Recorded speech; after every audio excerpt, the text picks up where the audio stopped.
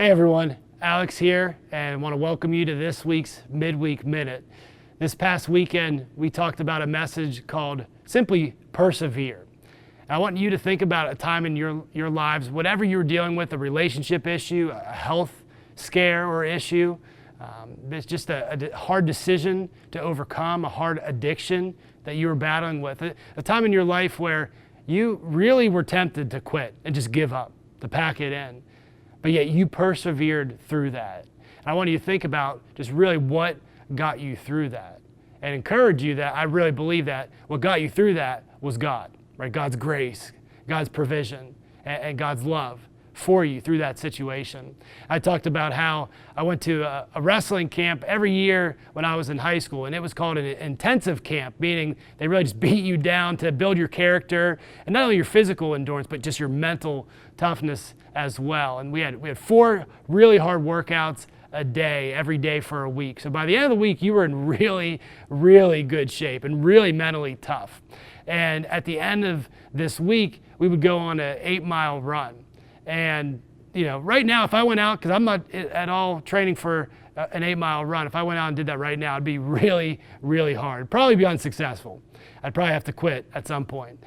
But that whole week leading up to that run made the run itself really easy because it was the work that was done beforehand that made that race at the end able, not fully easy, but able to endure and persevere through those painful steps that we took, through that hill that we had to climb and run up. And in the same way, spiritually, we persevere through this life because of the work that has already been done before us through Jesus. We looked at a passage in Hebrews chapter 12, verses 1 through 3, and it just talks about how Jesus is the one that we look to, that it says we fix our eyes on, and that we battle the sin that so easily entangles us. And we do both, because life is both about battling our sin in our own flesh, but keeping our eyes fixed on Jesus. We're not meant to do it on our own strength. And I talked about just how life is hard regardless. Like, let's be honest, life is really hard. Jesus promised that in this world we will have trouble, but he said, take heart because he has overcome the world. He has overcome death itself. And I want you to just think about, again, maybe a struggle that you have gone through but persevered because of remembering what Jesus has done for you. And life is hard, but our sin makes it harder. Our sin makes it messy. Our sin entraps us and keeps us thinking short term.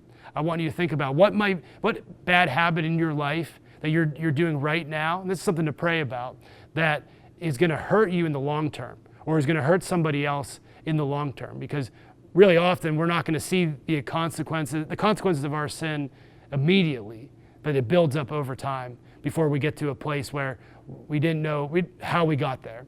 We didn't plan on ever getting to that point. That's what sin does in our lives. But we fix our eyes on Jesus. And Hebrews talks about that. He is the author, but he is also the finisher. He is the pioneer, but he is also the perfecter of our faith. And we keep our eyes fixed on Jesus in a couple different ways. By remembering truly that God is good, because I think at the foundational heart of our fears and maybe our addictions and the battles we go through internally is a foundational lack of truly trusting that God is a perfect, loving Father, that Jesus really is who he says he is. Also, keeping our eyes fixed on Jesus means that we live a life of rhythms of rest and war, because that's the example that Jesus gave for us. He retreated, he rested, he spent time with the Father alone, and that was a priority for him.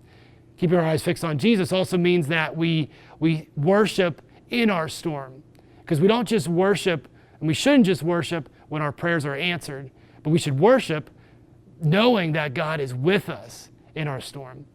And then also, keep our eyes fixed on Jesus means that we run our race with joy. And it doesn't mean we have to enjoy every storm that comes. We don't have to just put a fake smile on and just kind of grit our teeth and pretend everything's okay when really it's not. But we can run with joy because Hebrews 3 says that it was for the joy set before him that Jesus endured the cross. And it's important to remember that we are his joy. We were the joy that he had that was set before him, that Jesus endured the cross. We were the reason he did it. So I just want to encourage you, just with that reminder this morning, whatever sin you're battling with, that don't do it on your own strength. Don't try to battle with it on your own strength, but fix your eyes on Jesus and the work that he's already done on your behalf. Just want to invite you to tune in to our services this weekend. Hope to see you in person or that you would join us online. And we hope to see you next week for the Midweek Minute.